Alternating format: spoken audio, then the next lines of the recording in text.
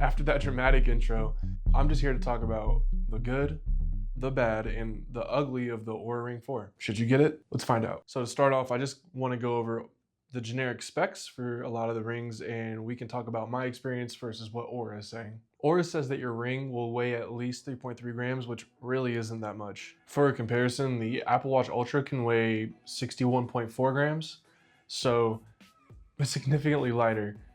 The big difference is kind of the functionality. Obviously an Apple Watch has a screen. The Oura Ring is just solely meant for health tracking. So if you're looking for health tracking, you're already heading in the right direction with an Oura Ring. Additionally, the battery can last between 5 and 8 days, which is honestly a very long time. As someone who uses an Apple Watch Ultra, the 5 to 8 day battery is definitely something I really appreciate.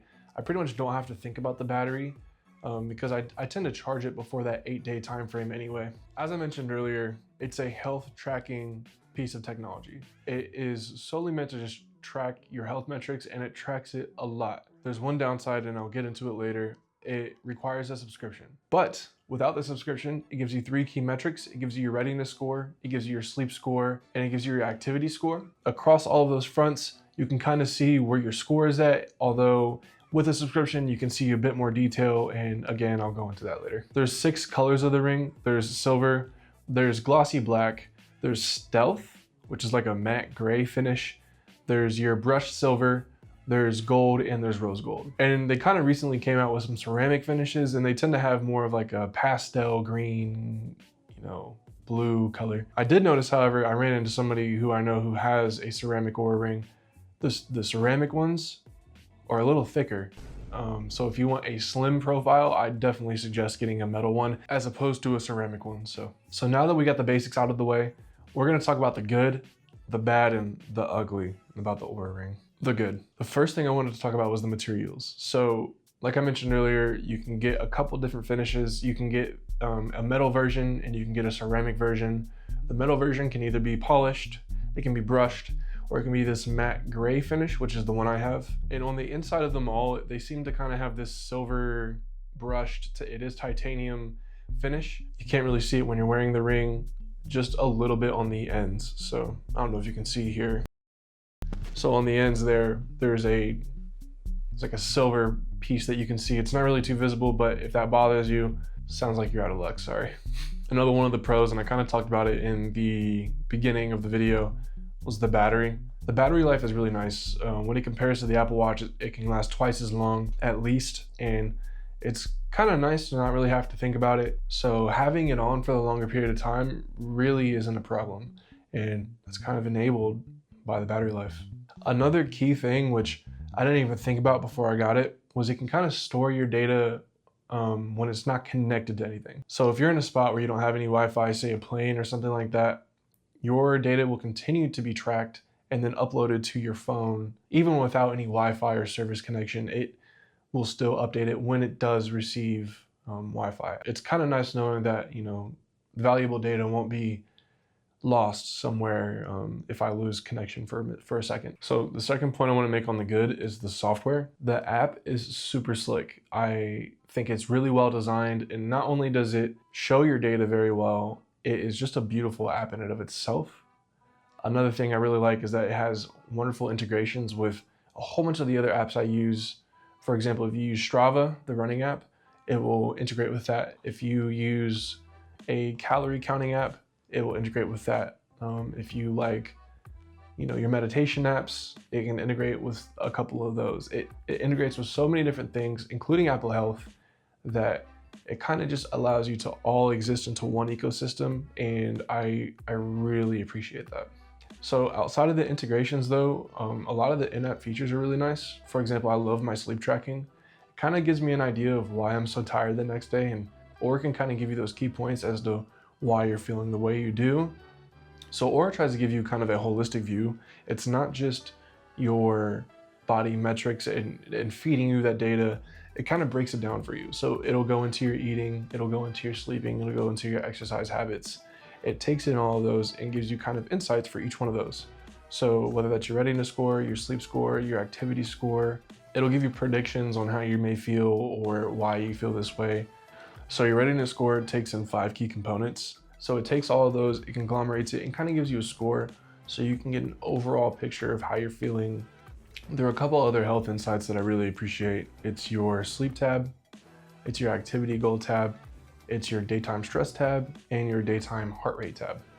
All of those can give you kind of different metrics on your body given different circumstances, and it can be really helpful, especially when you integrate tags into your day. So for example, I have a daily tag for the weekday, and I just add a work tab. So I can have an idea of when I'm stressed and if it's during work versus outside of work, and I can kind of get an idea of why I feel. For example, if you were to add a caffeine tab, it could tell you, oh, well, you had caffeine, so maybe your heart rate is higher, or you didn't have caffeine, so you slept better. It's little things like that, and it's really what you make of it. If you want more insights, then you have to put in more data. It's up to you. So I talked a lot about the good. Now let's talk about some of the bad. Let's be honest, this is an expensive piece of tech. It starts off at $349. That can be more expensive than an Apple Watch. So here's another thing. This thing scratches like crazy. I do want to clarify though, it isn't necessarily always a scratch. For example, it will scratch on like a barbell or something like that if you're working out at the gym, but oftentimes it's called material transfer. It's basically because the coating that they have on the Stealth ring in particular, it's a diamond-like carbon coating, a DLC coating, and what they do is they put that onto the surface of the ring, and because the hardness of that diamond-like carbon is typically tougher than a lot of materials, the ring itself isn't scratching, but it's other objects leaving their material on the ring. It still looks like a scratch, but it's not technically scratching the ring, if that makes sense. Oh, finally, and this is not something I really anticipated, so I'm glad I can tell you this now. Your finger can swell.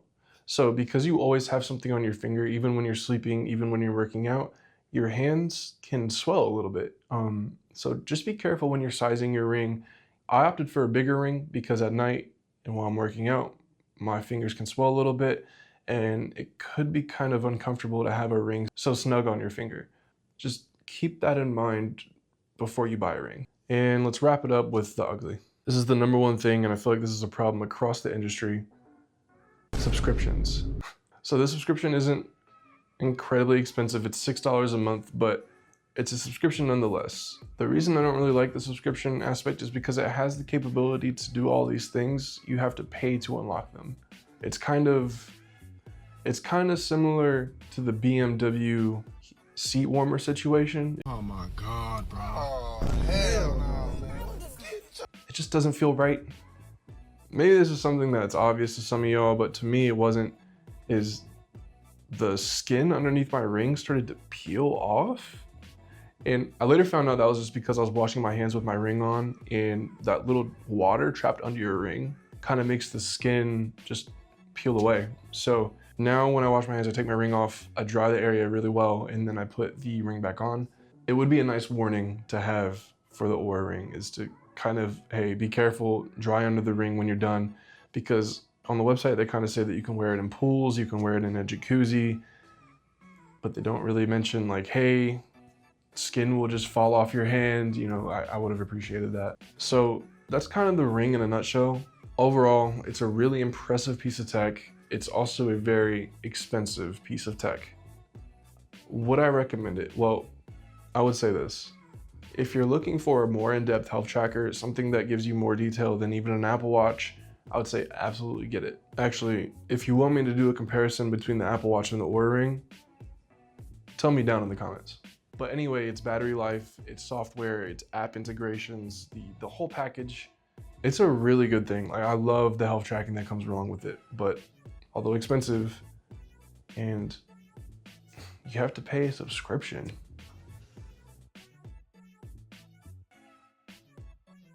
Absolutely get it.